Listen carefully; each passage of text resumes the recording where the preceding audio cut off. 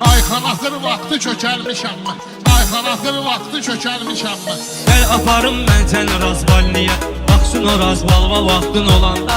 Baxsın o razvalva vaxtın olanda. Dağ uçulub gedir, dərə tərpənməyir. Qapı açılır, pəncərə tərpənməyir. Yaşıl yanıb, heylərə tərpənməyir. Qoy əlvi siqnalva vaxtın olanda. Qoy əlvi siqnalva vaxtın olanda.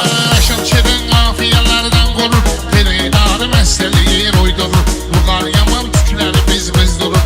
Əl çək o saqqalva vaxtın olanda. Əl çək o saqqalva vaxtın olanda. Yaşad bu nə sözdür, nə danışırdı. Saqqal elə kişi üçün yaraşırdı. Saqqalımın hər tükü bir işıqdır. Gəl baxaram falva vaxtın olanda. Gəl baxaram falva vaxtın olanda. Baban sən ki qətlimi istəyirdin. Görməmişəm elə şahdan inciyirdin.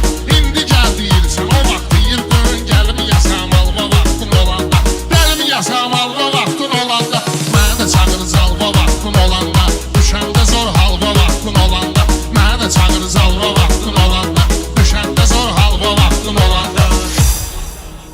Şairlər öz sözünü deyir hər halda. Fərq eləmir laf belə qalmaq halda.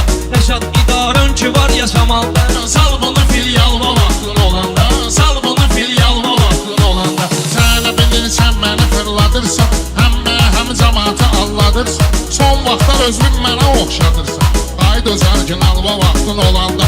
Haydi özərgin alva vaxtın olanda. Bizim toyda yerini bilənlər gəlir. Dərdini dostlarla bölənlər gəlir. Gecə yatanda yuxuva ölənlər gəlir. Yetmişikdir halva vaxtın olanda. Yetmişikdir halva vaxtın olanda. Ayxan indi çoxdur bizdə çempiyon. Çoxsu yalandandır üzdə çempiyon. Sən karatedə mən sözdə çempiyon. Yaz mənə jurnalva vaxtın olanda. Yaz mənə jurnalva vaxtın olanda. Kəlliyidə vardır avaz qardeşim. Sözüm söz ilə taraz qardeşim. Rəşadın adın jurnala yaz qardeşim. Çeşməli serialva vaxtın olanda. Çeşməli serialva vaxtın olanda. Mənə də çağır